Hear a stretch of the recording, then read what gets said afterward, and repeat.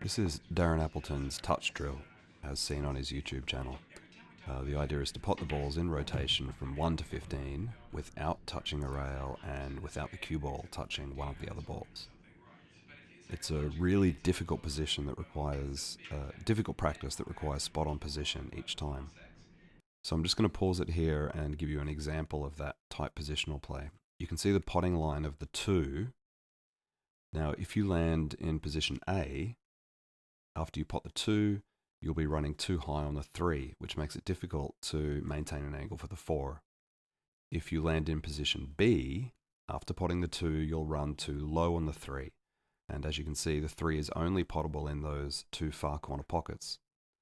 So you don't have the option of playing under the 3 for the side pockets or the near corner pockets. You have to play it into the corner pockets and then maintain position on the 4. So you need to maintain really strict positional play. And given the extra requirement of not touching a rail, you have to play a lot of delicate touch shots. So it really is a good exercise for working on your close, tight positional play. And my GoPro cut out there. Thank you. So again, you can see here I've landed fairly nicely on the 4 and playing a delicate little screw back for the 5. And again, you have to land in a position that allows you to play over for the 6 into the corner.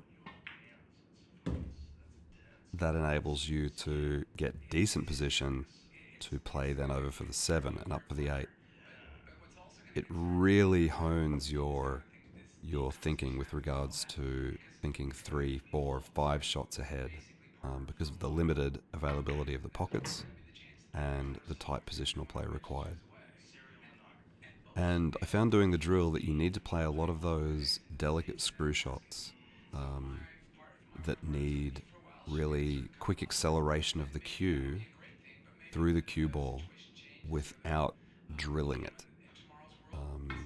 in order to get maximum work on the cue ball while moving it a minimal distance. This transition is probably one of the hardest parts of the drill, moving from the 7 to the 8 and then getting a nice angle on the 8 to come down for the 9.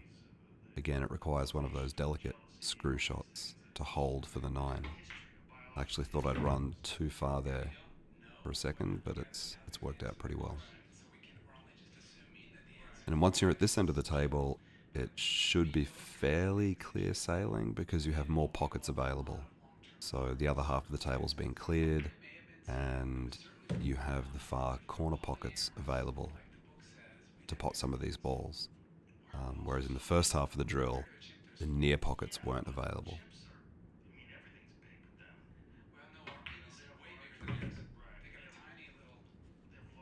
But again, you still need to focus on position. If you relax for a second, given the requirement of not touching a rail or another ball, and lose position, then you fail the drill. So playing the 12 now into the side pocket, one of those little screw shots back for the 13. And even now with only 3 balls remaining, I need to play across into the appropriate position to get onto the 15 without touching a rail. And I actually put a little bit too much into this shot.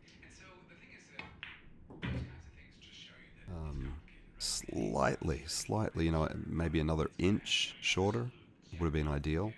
So now I have the option of playing below the 15 or above the 15. And I felt more comfortable playing above the 15 here.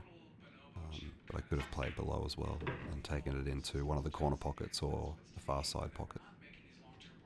So that's Darren Appleton's touch drill. It's a really good drill. It's quite difficult, but it's a really good drill for honing your close touch positional shots, particularly those delicate little screw shots.